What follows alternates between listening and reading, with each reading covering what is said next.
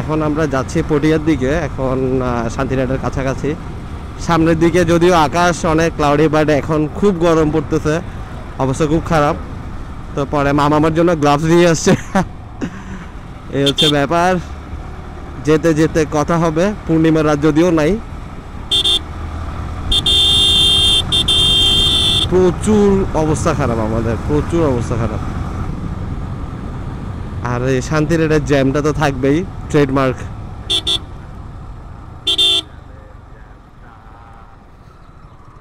আশা করি খুব শীঘ্রই আমরা একটা আউটল্যান্ডার নিচ্ছি।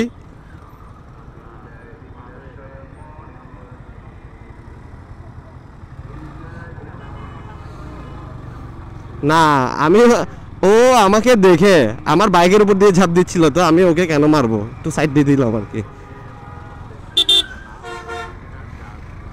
What is all this man, কি করে না করে। কিন্তু কোনো গাড়ির প্রেশার নাই, হুদাই জ্যাম।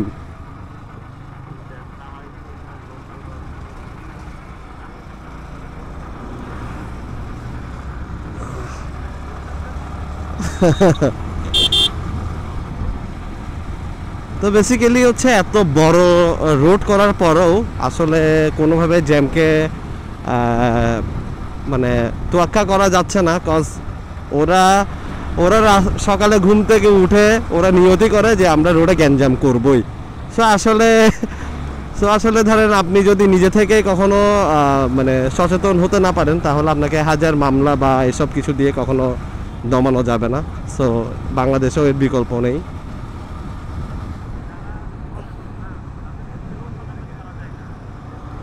গ্যাঞ্জাম, প্রচুর গ্যাঞ্জাম করতে হবে।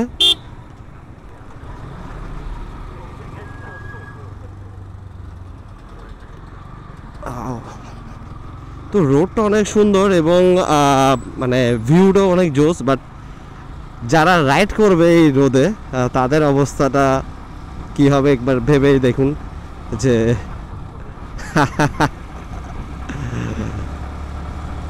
ও মাই গড, এখানে আসলে কিছুই কাজ করবে না। আপনি লাইট রং পরেন আর ব্ল্যাক রং পরেন, মানে যে কালার ইউজ করেন কোনো লাভ নাই। ডিরেক্টলি এটা রেটা একদম ডিরেক্টলি হিট করতেছে বডিতে। যদিও যতক্ষণ বাইক হুইল ঘুরবে ততক্ষণ পর্যন্ত একটু ভালো লাগবে, বাট যখনই আপনি ব্রেক দিবেন তখনই অ্যাকচুয়ালি বোঝা যাবে যে কী অবস্থা। ও আমরা খুব কক্সবাজারের কাছাকাছি, 135 কিলোমিটার অনলি। আমরা চলেও যেতে পারি, জানি না কি হয়।